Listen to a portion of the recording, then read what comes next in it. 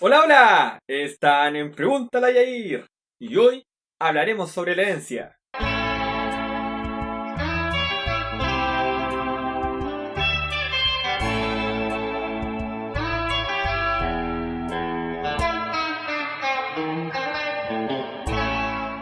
Llega la cena familiar y tus tíos se ponen a pelear por los terrenos de la abuelita. ¿Un hijo puede reclamar parte de su herencia a sus padres? ¿Puedo dejar todos mis bienes a mi mascota?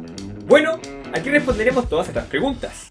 ¡Oh, no! ¡Mi tío Vladimir! Ah, qué pena, Bender. ¿Cuándo lo cafeteamos? Pues mañana en el castillo de la familia, seguido por la lectura de su testamento. Bueno, soy rico. Adiós, fracasados a quienes siempre odié.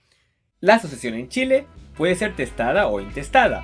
La sucesión intestada es la regla general, pues se dará en todos los casos en donde no se deja testamento, existe testamento, pero no está conforme a derecho. Por ejemplo, escribir testamento en una servilleta. Existe testamento, pero no se distribuyen los bienes. O existe testamento, pero los asignatarios lo repudian. Para mejor entendimiento, debemos definir algunos conceptos. Asignatario es aquel que tiene derecho a suceder al causante en todos o una cuota de sus bienes, derechos y obligaciones transmisibles, o bien en una o más especies o cuerpos ciertos.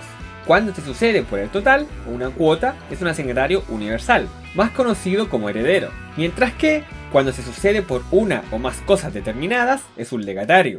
Entonces, se tiene que el causante es el difunto, y el asignatario puede ser un heredero o legatario.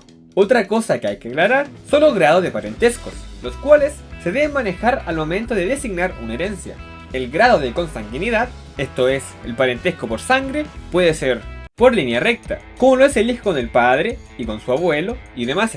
Cada uno representa un grado. Así, el hijo es el descendiente en línea recta en un grado de su padre, como el bisabuelo es el ascendiente en línea recta en tercer grado del hijo, o el hijo es el descendiente en línea recta en segundo grado del abuelo. Por línea colateral es el parentesco que tienen las personas que no descienden o ascienden unas de otras, pero que tienen un ascendiente en común, como una persona y su hermana, la cual es su colateral en segundo grado, o una persona y su tío, el cual es su colateral en tercer grado, o una persona y su prima, el cual es el colateral en cuarto grado. La sucesión ad intestato es la regla general y opera de la siguiente forma, aplicando los 5 órdenes de sucesión.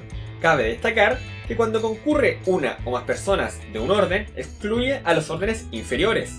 Veamos. El primer orden del artículo 988, conocido como el orden de los hijos, funciona en el caso que un causante deja una herencia y solamente concurren los hijos.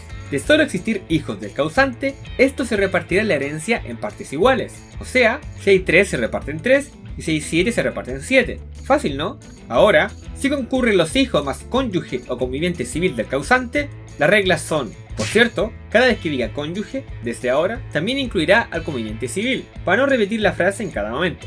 Un hijo más cónyuge, se reparten en mitades. Si la herencia de 90 millones, 25 millones será para el hijo, 45 para el cónyuge. Cuando son 2 a 6 hijos, más el cónyuge del causante, el cónyuge recibirá el doble que un hijo. O sea, si hay 2 hijos y el cónyuge, cada hijo recibe el 25% y el cónyuge el 50%.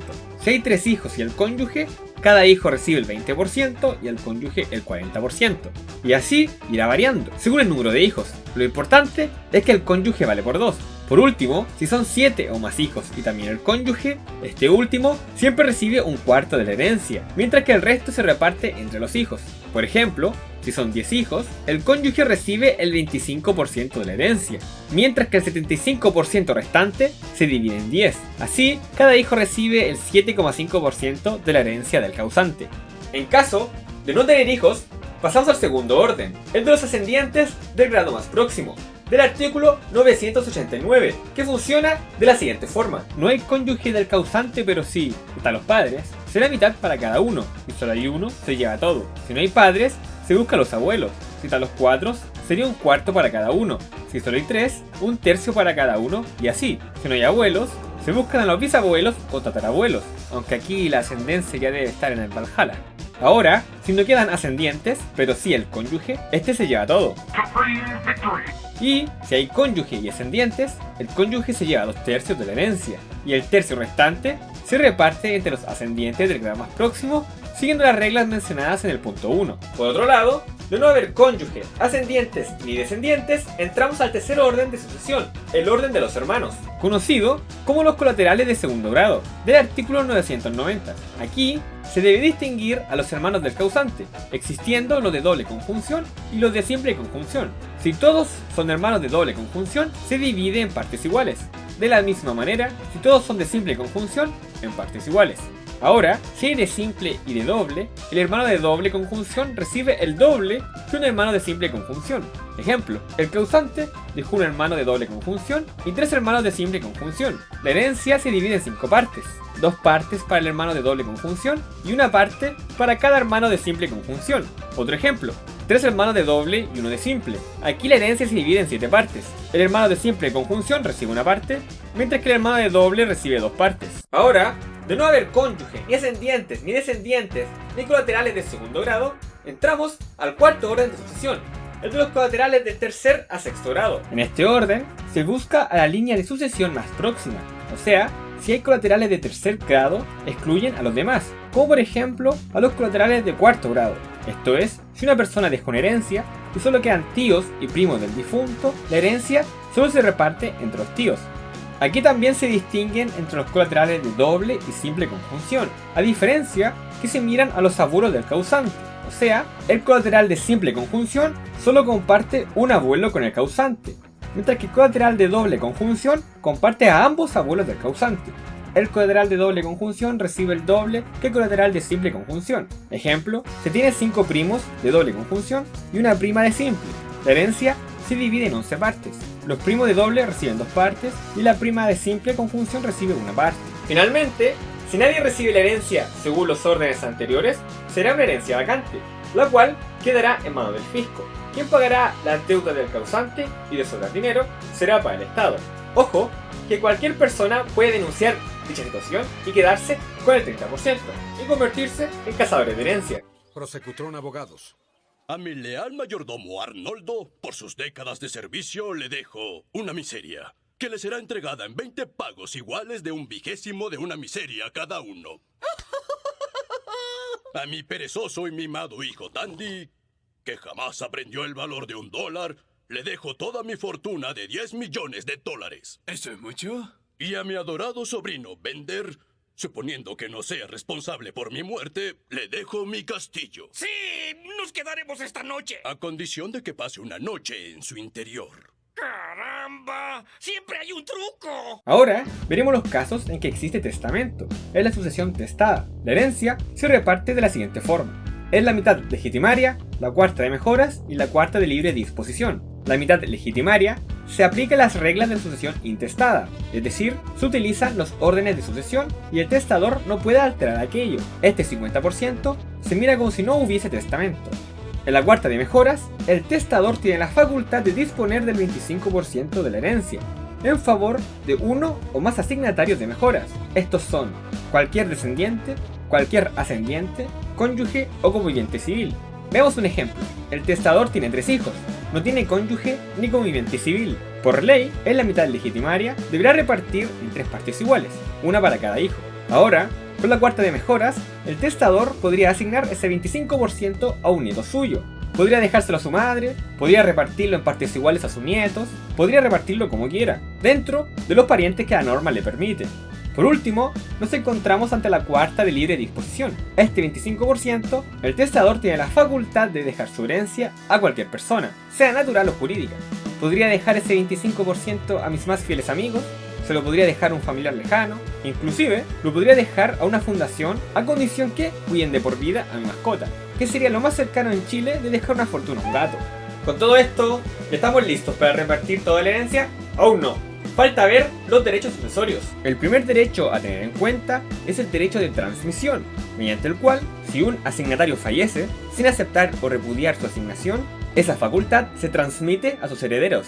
Por ejemplo, un abuelo muere, deja una herencia de 120 millones a sus 4 hijas. Una de ellas fallece sin aceptar o repudiar dicha herencia. Entonces, el derecho para aceptar o repudiar se transmite a sus herederos, que en este caso serán sus 3 hijos. Estos hijos, para aceptar la herencia del abuelo, necesariamente deben aceptar la herencia de su madre. Este derecho opera tanto en la sucesión testada como intestada.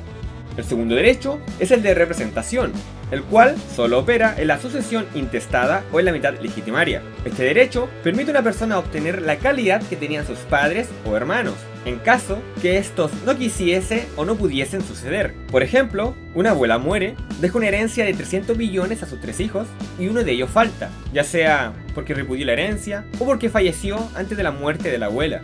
La persona que falta será representada por sus 2 hijas, las cuales deberán aceptar la herencia de su padre para acceder a la herencia de su abuela. Finalmente, nos encontramos ante el derecho de acrecimiento y el derecho de sustitución, los cuales solo operan en la sucesión testada y funcionan de la siguiente manera. Tenemos a más de un asignatario llamado a un mismo objeto. Por ejemplo, el testador estipula que la cuarta de mejoras será repartida entre 4 personas. Por otro lado, no determina la cuota de cada asignatario y uno de ellos falta. Entonces, lo que le correspondía acrecienta a los demás. El derecho de sustitución funciona de la siguiente forma. Tomemos el caso anterior, la persona falta, pero en vez de acrecentar a los demás, el que falta será sustituido por otra persona determinada por el testador. Si opera dentro de la cuarta de mejoras, el sustituto solo puede ser una persona que permita dicha cuarta. Por otro lado, si opera dentro de la cuarta de libre disposición, el sustituto puede ser cualquiera.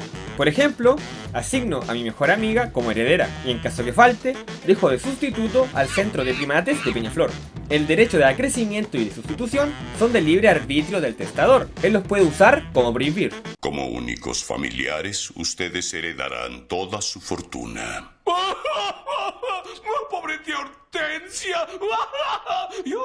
Con esto, ya podrá lucirse en la cena familiar. Respondiendo a la pregunta del principio, ninguna persona puede reclamar su parte de la herencia a una persona viva. Así que impidan a sus tíos reclamar su herencia a su abuelita. Bueno, eso ha sido todo. Espero que les haya gustado. Muchas gracias por haber llegado hasta acá, por decirme, oye Yago, ¿para cuándo el video? Y por compartir este canal. Eso me sirve demasiado para seguir creciendo. Por último, si quieren ser considerados en mi testamento, dejen su like y suscríbase. No sea crápula. ¡Hasta la próxima!